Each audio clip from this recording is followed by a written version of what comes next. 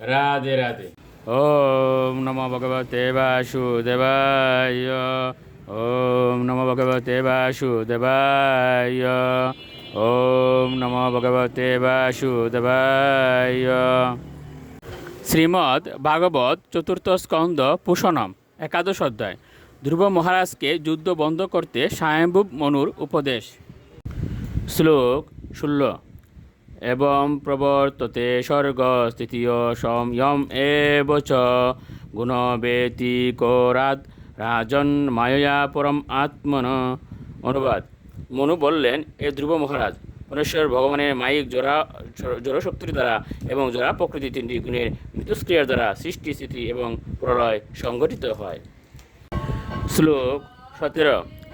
নিমিত্ত মাত্রম তত্রাসিত নির্গুণ পুরুষর্ষব ব্যক্তাব্যক্তমিদং বিশ্বম যত্র ভ্রমতি লৌহবৎ। অনুবাদ। হে ধ্রুব, পরমেশ্বর ভগবান জড়া প্রকৃতির গুণের দ্বারা কলুষিত হন না। তিনি হচ্ছেন এই জড়জগতের সৃষ্টির নিমিত্ত কারণ।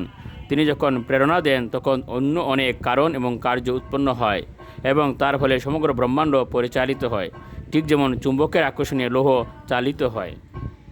শ্লোক 18। সকলিদম ভগবান কাল শক্তা গুণ প্রবাহেন বিভক্ত বীর্য করৈত্য কর্তব্য নিয়ন্ত অন্তা চেষ্টা বিমূর্ণ কলু দুর্বিভাবা। অনুবাদ। পরমেশ্বর ভগবান তার অচিন্তনীয় কালরূপ পরম শক্তির দ্বারা প্রকৃতির তিন গুণের মিথস্ক্রিয়ার কারণ হন এবং তার ফলে বিভিন্ন প্রকার শক্তি প্রকট হয়।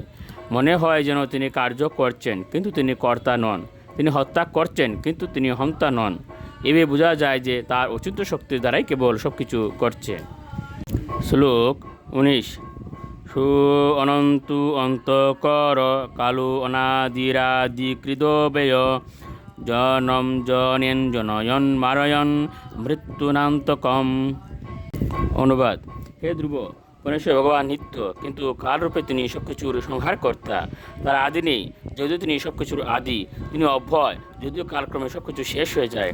যার মাধ্যমে জীবের সৃষ্টি হয় এবং মৃত্যু দ্বারা তার বিনাশ হয়, কিন্তু তিনি সর্বদাই জন্ম মৃত্যুর থেকে মুক্ত। শ্লোক 20।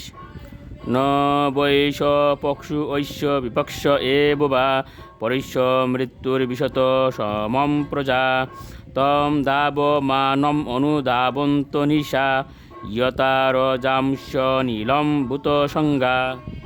অনুবাদ। কালরূপে পরমেশ্বর ভগবান জড় জগতে সর্বত্র বিদ্যমান এবং সকলেরই প্রতি সমভাবাপন্ন। তার কাছে কেউই তার মিত্র নয় অথবা শত্রু নয়। কালের অধীনে সকলেই তাদের কর্মফল অনুসারে সুখ অথবা দুঃখ ভোগ করছে। যেমন বায়ুর প্রবাহের ফলে ধূলির কণা উড়ে, তেমনি জীব তার বিশেষ কর্ম অনুসারে জড় জাগতিক জীবনে সুখ এবং দুঃখ ভোগ করে। রাধে রাধে।